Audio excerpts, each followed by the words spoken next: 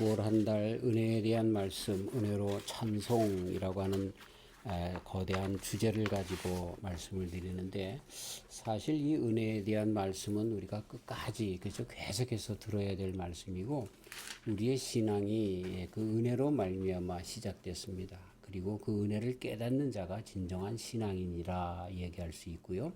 그리고 그 은혜를 깨달아서 거기에 반응하며 나타나는 것이 우리 신앙생활이 되는 것입니다.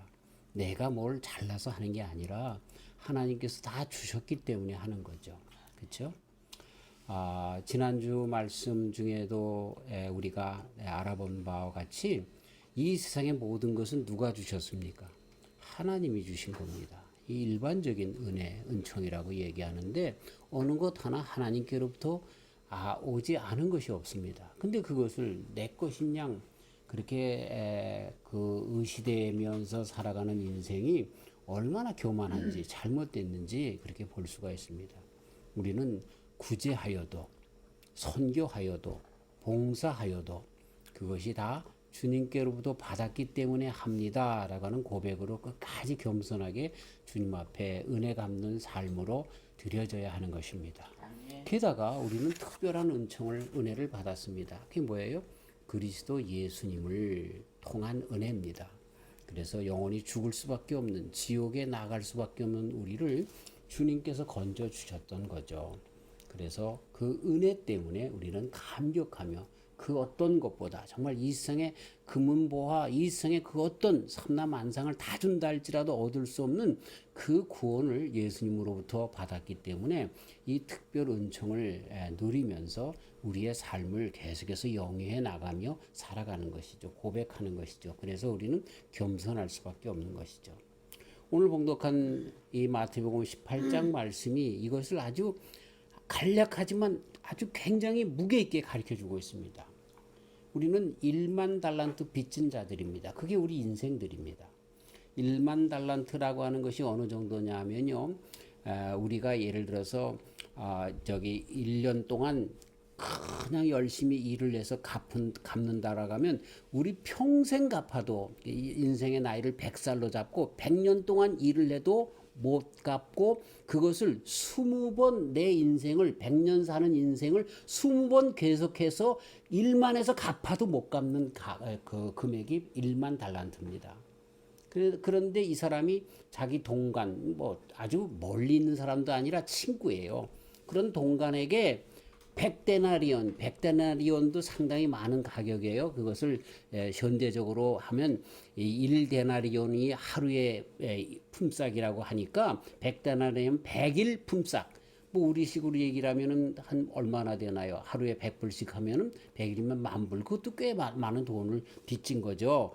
그렇지만 내가 20년을 다시 연거푸 태어나서 갚을 것을 탕감받았는데 그 사람이 100데나리온 빚진 자에게 왜 나 안 갚느냐고 말이죠. 때리고 옥에 가두고 이런다고 하면 되겠느냐라고 하는 말씀으로 우리 인생에 대하여 우리 주님께서 가르쳐주고 있는 거예요. 우리는 이미 은혜를 받은 자이고 은혜 속에서 살아가는데, 그런데 은혜를 받았는데 너희들의 삶이 은혜를 받았으면 다른 사람들에게 좀 부족하고 그런 것 있고 다른 사람들이 너에게 빚진 것이 있다 할지라도 그것 때문에 너도 용서받았는데 탕감을 받았는데 그렇게 나눠주는 삶을 살아가야 하는 것 아니겠느냐, 이렇게 반문하시면서 우리에게 교훈하시는 말씀이 마태복음 18장에 있는 오늘 봉독한 말씀인 것입니다. 참 이 은혜, 우리는 은혜로 살아가는데 그렇다고 하면 우리의 신앙생활은 그 은혜를 갚는 겁니다. 그것이 우리의 신앙생활로 나타나는 것이고, 그래서 저는 오늘의 설교 제목을 은혜의 완성이다 이야기를 했습니다. 은혜는 받는 것으로 끝나는 것이 아니라 완성되어져 가야 하는 것이죠. 이 세상에 많은 사람들이요, 은혜만 구하고 은혜를 주면 그것으로 아주 개차반되는 사람들이 얼마나 많은지 몰라요. 제가 신앙생활 하던 분 중에 한 분이 계셨는데, 한국의 유명한 가구점 회사 얘기하면 알 거니까 내가 얘기를 안 하겠어요. 거기 사모님이 우리 교회를 나왔는데 그 사모님이 새벽 기도도 안 빠지고 주일 예배도 안 빠지고 수요 예배도 안 빠지고 막 이렇게 철야 기도도 안 빠지고 그래요. 왜 저렇게 저분이 절실하나 그랬더니 암에 걸린 거예요. 위암에. 그래서 죽을 때가 돼가지고 그래서 하나님께서 병 고쳐주시기 위해서 그렇게 열심히 기도하며 은혜를 구하더라고. 그런데 몇 달이 지나고 나서 이분이 교회를 안 나오기 시작해요. 우리가 신방을 갔는데 문전 박대 당했어요.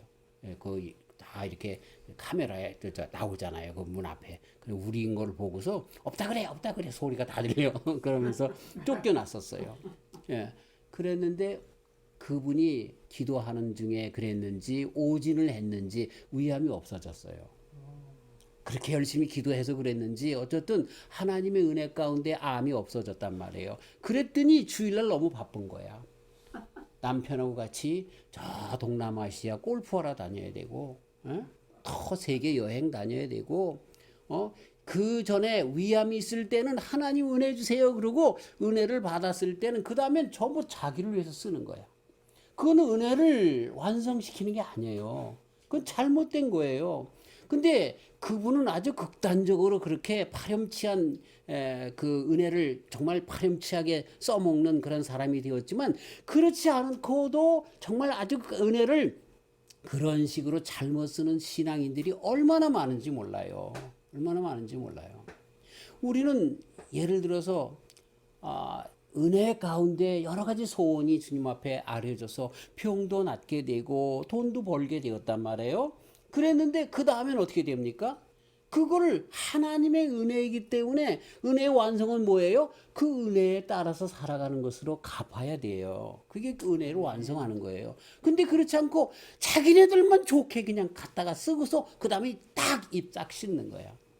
마치 우리 예수님을 믿는 것이 무당에게 가서 내가 돈 줘서 푸닥거리 해가지고 낫으면 그걸로 끝나는 거야. 감사가 없어. 은혜를 갚는 것이 없어. 이건 우리 기독신앙이 아니에요. 우리 기독신앙은 모든 인생의 은혜로 말미암아 살고 특별히 천국과 지옥의 문제는 하나님께서 주신 특별 은총에 관련됐는데 그걸 받은 사람들이 그걸 깨닫고 그러기 때문에 특별하게 주님을 위해서 이제 이전과 다른 삶을 살아가는 것으로 나타나는 것, 그것이 은혜를 완성하는 삶이 된다라는 것이죠. 저와 우리 성도님들은 은혜를 완전히 다 정말 먼저 인식하고 그리고 그것을 갚기 위하여 그렇죠? 힘을 쓰는 저와 우리 성도님들이 다 되시기를 주님의 이름으로 축원합니다. 은혜라고 하는 것은 받는 것만 아니라 받는 것을 통하여 또 주님 앞에 갚는 것으로 갚아야 얼마나 갚겠습니까마는 그러나 반응적으로 나타나는 것이 은혜를 받았다고 하면 진실한 은혜라고 하면 그것을 다시 되돌려서 하나님 앞에 갚는 삶으로 나타나는 것 그것이 완성이다 이렇게 말씀드릴 수가 있는 것입니다. 자 먼저 은혜를 받아야 그렇죠? 은혜를 받아야 은혜를 갚지. 은혜도 하나도 없는데 뭘 저기 할 수 있어. 그렇죠? 우리가 선교사님들을 돕기를 원하고 가난한 사람들을 돕기를 원하고 그러는데 내 소주머니에 돈이 하나도 없어. 그럼 마음뿐이지 안 되는 거야. 먼저 어떻게 해야 돼요? 이런 돈이 있어야 나눠줄 수 있는 것처럼 우리가 은혜를 갚으려고 한다고 하면 우리 속에 먼저 은혜가 있어야 되는 거야. 아무것도 없는데 정말 쥐뿔도 없는데 그런데 은혜를 갚는다고요? 그거는 나도 모르게 쥐어짜는 율법적인 신앙이 되어질 수밖에 없어요. 그래서 우리는 먼저 하나님 앞에 은혜를 간구하고 받아야 되는 것입니다. 성경에 몇 가지 은혜를 받는 방법이 있어서 소개합니다. 욥기서 33장 26절 말씀 가운데 보면 하나님께 기도하는 자가 은혜를 받는다고 가르쳐주고 있습니다. 저와 우리 성도님들이 나에게도 은혜 주세요. 그리고 기도하는 저 우리 성도님들 되시길 주의 이름으로 축원합니다. 더 나아가서 그렇죠? 저도 한번 내 인생 가운데 고백드린 것처럼 내게 주시는 은혜가 족합니다 하는 데까지 나가면 좋겠지만 그렇지 않고도 우리는 은혜를 받아야 합니다. 제가 독일에서 공부하는데 금방 이제 박사학위가 끝날만 한데 방학만 되면 또 다시 나가서 일해야 되는 거예요. 아르바이트 해야 또 한 학기를 살아가는 거예요. 그래서 내려가기가 너무 싫었어요. 그쵸? 우리 친구들은 빨리 지금 공부해가지고 그만 학위가 돼서 교수로 간다 그런 말들이 들리는데 나는 방학 때만 되면 또 일하러 가야 되니까 너무 싫은 거야. 그랬다고 누구한테 손 벌리는 것도 또 그런 것도 못 하고요. 그래서 우리 식구들을 다 모이라고 그랬어요. 그래가지고 예배 드리자. 그리고 예배 드리면서 자 기도하자. 기도하는데 하나님 돈 좀 주세요. 제가 그렇게 기도했습니다. 얼마나 안타까운지 또 이제 한 학기 공부하면서 이제 논문을 줄을 잡아가면서 그렇게 써가는 중에 이걸 또 방학 때 다 넣어두고 또 일하러 갔다가 또 오면 또 그 전에 했던 거 뭐지 또 공부를 다시 해서 또 채워놓으면서 또 해야 되니까 너무 이게 안 되는 거야. 그냥 시간만 잡아먹는 것 같아서 너무 안타까워서 하나님 돈 좀 주세요. 내가 그랬다니까. 그랬더니 우리 집사람하고 우리 아들이 깔깔깔깔 대면서 아빠 무슨 기도가 그래. 참 돈이 있어야 되는 것처럼 은혜가 있어야 뭐가 돼요. 그래서 우리는 간구해야 합니다. 간구해야 합니다. 아멘. 인도의 성자라고 하는 썬다신이라고 하는 분, 그분이 참 인생의 마지막을 놔두고 죽을 각오하고 새벽에 기차가 이렇게 들어오기 전에 하나님께서 나에게 응답해 주지 않으면 내가 기차 선로에서 죽겠습니다. 그렇게 마지막 결단을 가지고 기도하는 중에 정말 바로 전에, 그렇죠? 기차가 오기 바로 전에 하나님의 은혜를 받게 됩니다. 미국의 한 의학을 공부하는 여대생이 있었는데 의학이 얼마나 공부가 많습니까? 스트레스가 많아서 친구들이 권해주는 약을 먹었는데 그게 마약이었습니다. 모르고 마약에 푹 빠져서 학교도 잘리게 되고, 그렇죠? 완전히 폐인이 되고 이렇게 됐는데 그러다가 정신을 이제 마약이 끝나고 나서 너무나 고통스러워서 또 마약을 찾을 그때에 정신 차려서 하나님 나에게 다시 한번 은혜를 주세요. 그리고 내가 은혜를 받지 못하면 나는 이런 인생 정말 이렇게 내 인생이 뻔한데 마약에 쪄들어서 끝내는 자살하고 말 텐데 이럴 바에야 내가 지금 정신 있을 때 자살하겠습니다. 강변에 나가서 뚝에 가서 마지막으로 하나님 앞에 은혜 달라고 기도하는 중에 하나님의 은혜를 받게 됩니다. 그래서 이 세상 모든 사람들이 끊기 어렵다고 하는 마약을 끊게 되고 정신 차려서 공부해서 그분이 선교사가 되었습니다. 은혜, 그것은 받은 사람들만이 그렇게 할 수 있고 세상의 모든 것들을 끊을 수 있는 힘과 능력이 되는데 그것의 기본은 뭐라고요? 구하는 자에게 주시는 거예요. 구하는 자에게. 저와 우리 성도님들이 은혜를 구하지도 않고 은혜를 달라고 하면 안 되죠. 그렇게 힘을 다해서 구하는. 또 시편 31편 19절에 주님께 피하는 자가 은혜를 받는다. 잠언서 3장 34절 겸손한 자가 은혜를 받는다. 또 잠언서 14장 9절 정직한 자가 은혜를 받는다. 로마서 5장 20절 죄를 고백하는 자가 자백하는 자가 은혜를 받는다. 또 히브리서 4장 16절 보좌 앞에 다음대에 나가는 자들이 은혜를 받는다. 베드로전서 1장 13절 은혜를 바라는 자들이 은혜를 받는다라고 가르쳐주고 있습니다. 저와 우리 성도님 은혜 없이는 안 돼요. 물론 주님께서 은혜를 지금도 우리들에게 부어주시고 있는데 이렇게 주님 앞에 더욱더 나아가고 우리의 삶을 겸손하게 하고 죄악을 주님 앞에 내려놓고 뭐 이렇게 정말 기도하면서 나아가는 자들에게 주님의 은혜가 뭔지를 알게 된다는 거죠.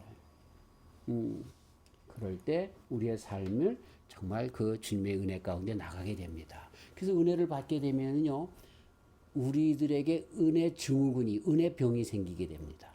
이 세상에서 얘기하는 그런 질병과는 다른 신앙인들이 누리는 그런 갖는 병이 질병이 있습니다. 그건 은혜 증후군이라고 얘기하는데 은혜를 받게 되면요 사람이 달라져요. 생각이 달라져요. 세계관이 달라져요. 아멘. 네. 자, 그래서 처음에는 정말 은혜를 받게 되면 주일 성수, 헌금에 대한 뚜렷한 뭐라고 해야 될까? 의무감은 그건 의무라고 얘기하면 안 되고 하나님 앞에 기뻐하는 것이 무엇인가를 생각해서 이렇게 주일 성수뿐만 아니라 새벽 기도뿐만 아니라 뭐 3일 예배뿐만 아니라 헌금 생활뿐만 아니라 정말 선교사님들의 일이라고 하면 정말 관심 갖고 안테나를 세워서 하려고 하는 일들 이런 식으로 우리의 삶이 바뀐다니까요. 예. 제가 어느 교회 부목사로 있을 때에 저기 제가 선교 목사로 있었는데 선교사님들이 오면 제가 선교 목사이기 때문에 선교사님들을 모시고 와서 그쵸? 그분들을 호텔에 모시고 뭐 일정들을 다 이렇게 같이 다니면서 도와주고 그랬었어요. 근데 이제 거기 교회에 연예인들이 와서 간증하기 위해서 오면 거기에는 내가 나가는 것이 아니라 누가 나가요? 담임 목사가 나가. 아, 난 너무 좋은 거예요. 예? 선교사님들을 대접하는 일에는 내가 나가고, 그쵸? 연예인들 나가서 같이 사진 찍고 내가 연예인 누구를 안다 그런 예는 담임 목사님이 나가고. 참 죄송합니다. 참 모르는 거죠. 어떤 것이 귀한 건지 모르는 거죠. 은혜를 받으면 보는 눈이 달라져요. 그까지 제가 이제 부흥회를 하려고 그쵸? 저기 뭐예요? 저 선교사님을 우리 강사님을 호텔에다 모셨는데 그 호텔에 H.O.T의 강타가 와 있었어요. 아침에 저기 새벽기도 하러 모시라고 하면 애들이요 거기 그냥 진치고 있어. 강타 본다고. 아, 그래서 제가 뚫고 나가서 이렇게 하는데 강타가 나오더라고. 그래서 사진을 찍었는데 그거 난 몰랐는데 그 우리 아들이 어저께 강타 사진을 누가 훔쳐갔다고 그렇게 얘기. 애들은 거기에 그냥 연예인들의 그냥 하는 거야. 그거 그렇게 별로 연예인이 뭐라고 해도 말이죠. 그거 별로 그렇게 신경 쓰지 않는 거예요. 무엇이 중요한지를 깨달아 알게 되는 거죠. 주님과 관련된 것, 주님의 일을 하는 주님의 일꾼들, 선교사님들, 목사님들이 참 귀하게 보이는 거야. 이게 은혜 증후군입니다. 은혜 받은 사람들에게서만 나타나는 그러한 증거라는 얘기예요. 근데 목사라고 하면서 장로라고 하면서 연예인들에게만 그냥 나가서 얼굴 비치려고 하고 그쵸? 정말 성도들 알기를 우습게 알고 선교사님들 알기를 우습게 한다? 그건 은혜를 못 받은 거예요. 아니면 받았는데 까먹는 사람들이에요. 은혜를 완성시키지 못하는 분들이라 이렇게 이야기할 수가 있는 거죠. 저와 우리 성도님들은 은혜를 받았으면 이렇게 정말 은혜병을 앓으시는 저와 우리 성도님들 되시길 주의 이름으로 축원합니다. 근데 그것이 살짝 넘어가면서 갈등의 기간이 되어요. 그 갈등의 기간이 뭔지 아세요? 내가 이 정도 하면 해도 되겠지. 에이, 내가 주일 예배에 가면 됐지. 뭘 수요 예배까지 가려고 그래. 새벽 기도는 왜 해? 아유, 헌금. 아유, 이거 지금 뭐 11조까지 해야 돼. 이건 뭐 믿음 좋은 사람들이나 하는 거지. 나는 그냥 주일 헌금 하면 됐지 뭘. 이런 식으로 자꾸만 우리의 은혜를 하나님하고 이게 애누리 하자고 자꾸만 뭐라고 해야 될까요? 슬슬슬 뒷걸음질 하는 거야. 예. 예수님께서 이스라엘의 그 종교 지도자들하고 늘 얘기할 때에 그들이 참 열심히 종교 생활을 했죠. 신앙생활을 한 것 같지만 종교 의식을 지키면서 생활을 했는데 그분들의 문제가 뭐냐면 이 은혜병에서부터 다 떠난 거야. 그러니까 겉모양으로만 그렇게 하는 거야. 마음에는 없는 거야. 이런 식으로 점점 빠져나가는 거지. 아이, 내가 뭐 지금 고3인데 시험 공부해야지 뭐 내가 한 번 안 간다고 해서 하나님께서 뭐 나를 그렇게 하겠어. 그렇지만 내 마음 가운데는 하나님이 최고고 뭐 아직은 뭐 그런데 그래서 대학 가면 난 더 열심히 신앙생활 할까. 이런 식으로 자꾸만 나에게 주신 은혜를 하나님과 이렇게 애누리 하려고 하고 그렇죠? 또 이렇게 그 네고시에이션 그렇게 협상하려고 하고 그러는 거야. 이게 큰 함정으로 나가는 길입니다. 그래서 많은 사람들이 어떻게 됩니까? 그것 때문에 쑥 빠져서 그렇죠? 신앙이 아니라 은혜를 갚는 삶으로 완성되는 것으로 신앙이 완성되는데 그 삶이 아니라 쑥 빠져나가서 그렇죠? 다시 은혜를 받았지만 지옥으로 나가는 것을 보게 됩니다. 고린도전서 10장에 보면 바울 사도님이 안타깝게 고린도 교회에 하시는 말씀이 나옵니다. 이 다음 주에 그 말씀을 우리가 또 상고하게 될 텐데 그 말씀이 뭐예요? 우리가 애굽에서 나왔지 않느냐. 그리고 이 광야 사람들이 도저히 살 수 없는 곳에서 하나님께서 우리를 보존해 주신 것이 아니냐. 그래서 가나안까지 간 것이 아니냐. 그런데 모두가 다 가나안 땅 들어간 게 아니란다. 그렇게 말씀하고 계신 거예요. 은혜로 애굽에서 나왔어요. 은혜로 광야에서 살게 하셨어요. 예? 구름기둥과 불기둥 만나와 메추라기 신령한 음료로 그렇게 했어요. 근데 가나안에 들어가는 사람들은 소수였다는 겁니다. 우리 모두가 다 구원받았어요. 예수님까지 특별 은총을 받았어요. 근데 이 말씀을 가만히 들으면요, 이 고린도 교회에 우리 바울 사도님이 그렇게 경계하시는 말씀인데, 신앙생활 똑바로 하라는 얘기야. 너희들 은혜 받았으면 그 은혜를 끝까지 완성해야 되는데, 끝까지 가나안 땅에 들어가는 사람, 끝까지 천국 들어가는 사람들이 적을 수 있다라고 하는, 제가 아주 굉장히 이렇게 그걸 완충시켜서 그 표현을 하는데, 못 갈 사람들도 있다 그런 얘기예요. 못 가는 사람이 많다는 얘기입니다. 사실 그 문맥 그대로 얘기를 하면 그러는 거예요. 이게 뭐예요? 은혜를 받았는데 그 은혜를 아주 정말 값싼 은혜로 취급을 해서 그렇다는 거예요.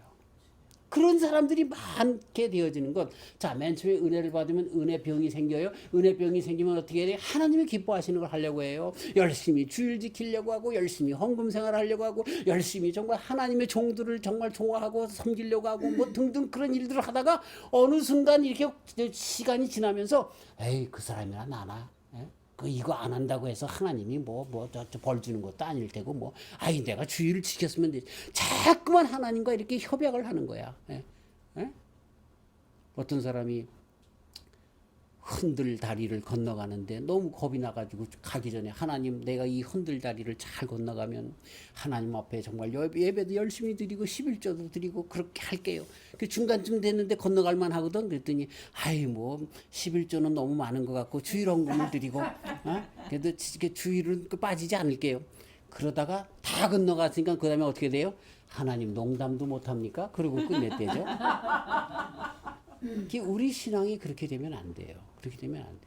우리에게 허락하여 주신 이 처음 은혜를 받으면 주시는 은혜병을 어디까지 가져가야 돼? 끝까지 가져가야 돼. 끝까지 가져가. 아멘.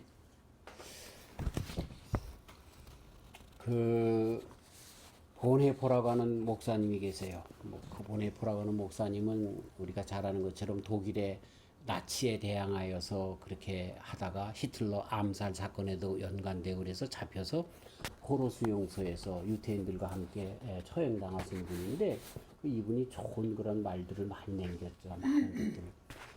그런데 그분이 한 말 중에 우리가 정말 주의 깊게 들어야 할 경고의 말이 있습니다. 그건 값싼 은혜라고 하는 표현인 것입니다. 값싼 은혜. 자, 그분의 글을 그대로 그렇게 이야기합니다. 보네포는 당시 독일 교회의 연약해진 원인과 독일 교회의 능력과 사회를 향한 영향력의 상실 원인을 말하면서, 이는 교회가 값싼 은혜 개념에 집착해 있었기 때문이다라고 했습니다. 그 무슨 얘기냐면, 지금도 사실상 교회가 이 사회에 큰 영향을 주어야 하는데 이 영향을 주지 못하는 이유가 뭐라고요? 교회가 값싼 은혜에 빠져 있기 때문에 그렇다는 거예요. 값싼 은혜. 그럼 그분은 값싼 은혜라고 표현했는데 사실은 은혜 남용입니다. 자기를 위한 것으로 사용하려고 하는 그런 얘기죠. 자, 그러면서 값싼 은혜에 대해서 이렇게 얘기합니다. 회개 없는 용서, 삶을 바꾸지 않고 용서만 가르치는 것, 고백이 없는 세례, 참된 신앙의 고백이 없이 의식에만 참여하는 것, 교제가 없는 성찬, 하나님과 나 사이의 진정한 교제는 강조되지 않고 성찬이라고 하는 형식만 강조되는 것, 예배만 강조되는 것, 십자가 없는 은혜, 희생이 없는 제자도 그리스도를 따라가기를 원하고 축복받기를 원하지만 희생을 거부하고 있는 성도들, 생활이 없는 그리스도, 삶이 없는 그리스도, 이것이 바로 값싼 은혜다, 이렇게 정의하고 있습니다. 그러면서 이분이 거기에 조심스럽게 경계하는 말씀을 하나님의 말씀으로 대신하는데, 그날에 나더러 주여 주여 하는 자마다 천국에 다 들어갈 것이 아니요 다만 하늘에 계신 내 아버지의 뜻대로 행하는 자라야 들어가리라. 아멘. 참 이 말씀은요, 어떻게 보면 또다시 우리 예수님의 말씀을 율법으로 끌어가는 것 같지만 그런 말씀이 아니죠. 우리가 구원받는 거 어떻게 받아요? 예수님으로 말미암아 받는다는 거야. 아멘. 그러면 우리가 예수님으로 말미암아 구원받았으면 우리의 구원받은 삶이 어떻게 나타나요? 은혜를 다른 사람들에게 나눠주면서 보이는 삶으로 나타나야 된다는 거야.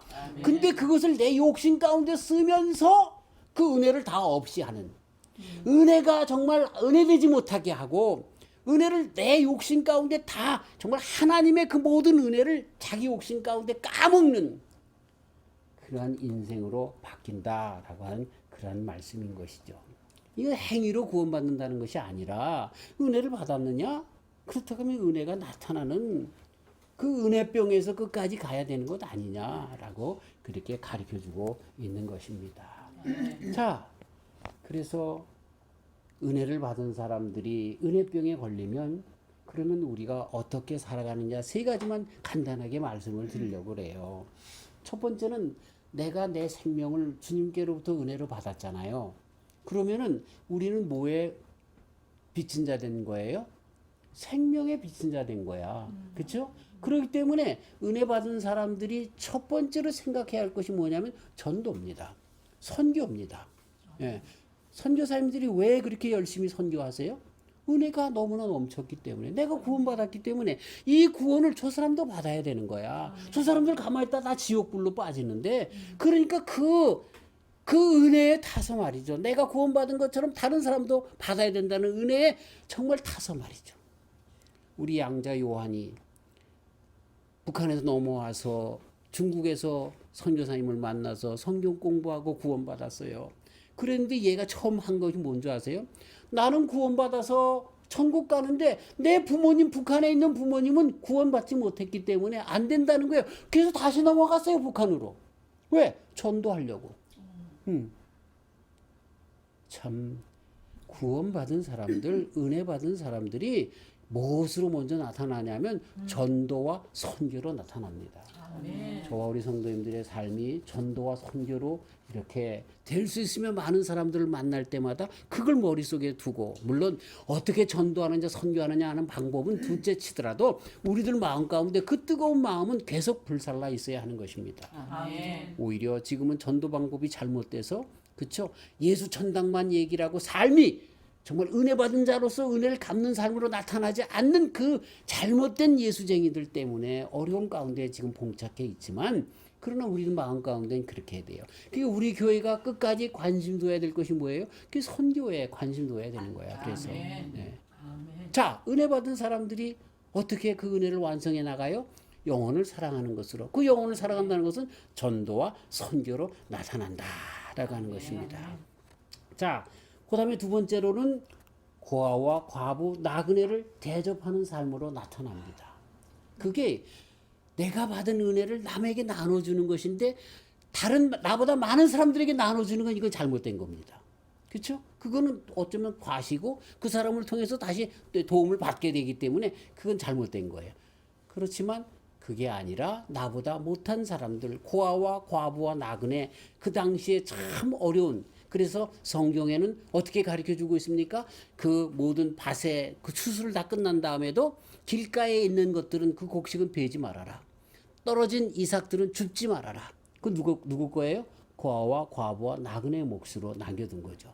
룻기서에서 우리가 그 이방 땅에서 돌아온 룻이라고 하는 그 여인이, 그렇죠? 그 밭에서 그 곡식을 주워서 그 시어머니와 함께 살았던 이야기, 이런 것들이 유대의 전통입니다. 왜 그렇게 말씀하고 계세요? 그래요. 이렇게 삶을 나누라는 거예요. 네. 우리의 삶이 어떻게 해야 돼요? 고아와 과부와 나그네를 돕는, 나보다 좀 상황이 안 좋은 그런 분들을 돕는 것으로 살아가는 그런 삶으로 나타나야 되는 거죠. 그래서 말이죠, 예수님을 믿는다라고 하는 사람들이 정말 예수님을 믿어서 복받았다고 그래서 좋은 집들에 살고 좋은 차들만 자꾸만 구입하는 거 잘못된 겁니다. 어느 선까지 오케이.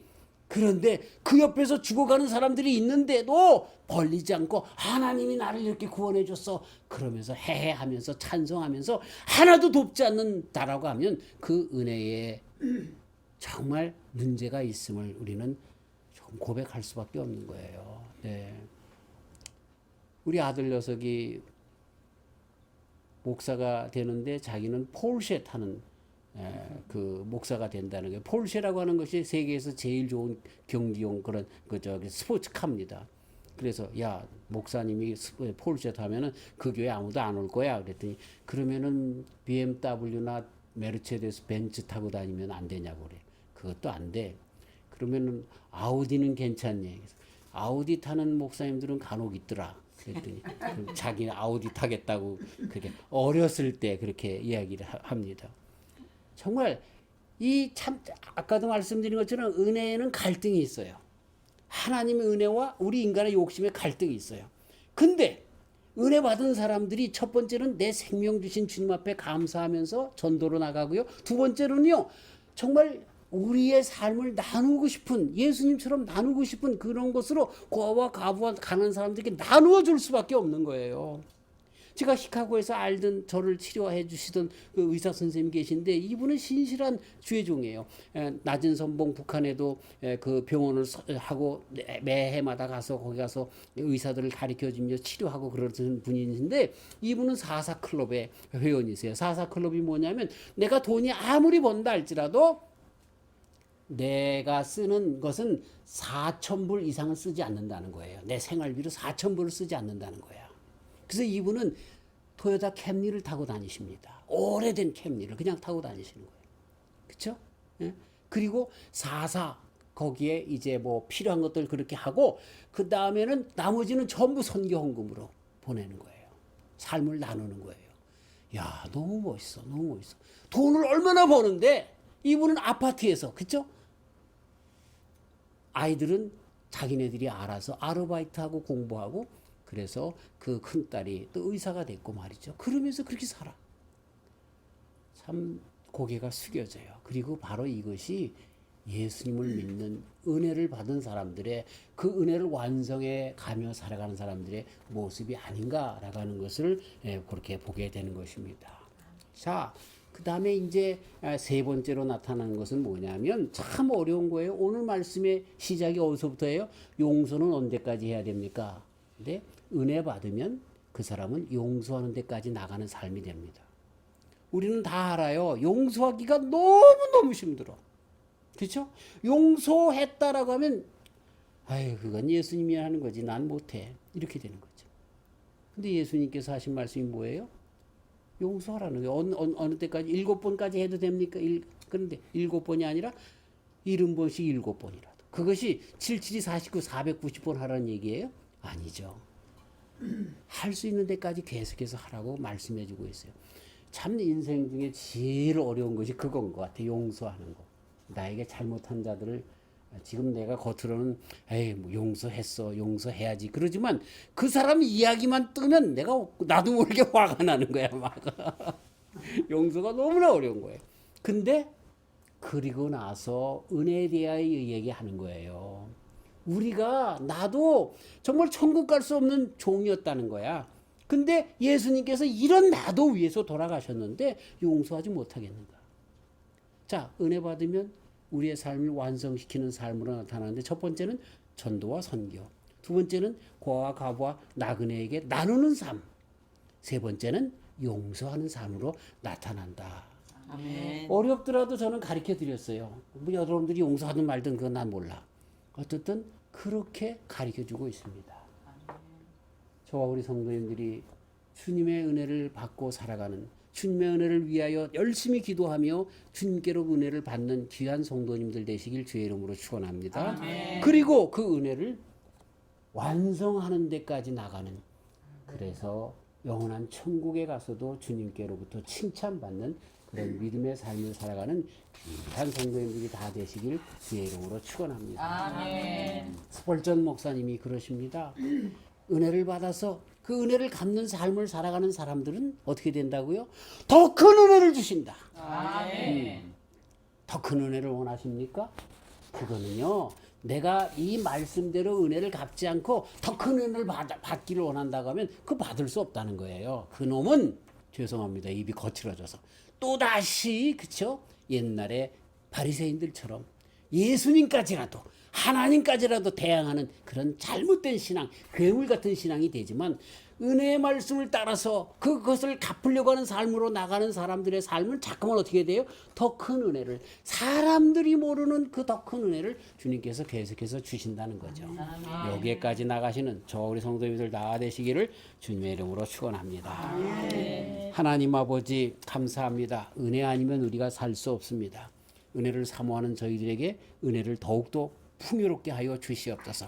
스폴전 목사님 말씀대로 은혜를 사모하고 또 은혜를 갚으며 살기 때문에 더 큰 은혜를 받아가면서 살아가는 저와 우리 온 성도님들 되도록 도와주시옵소서.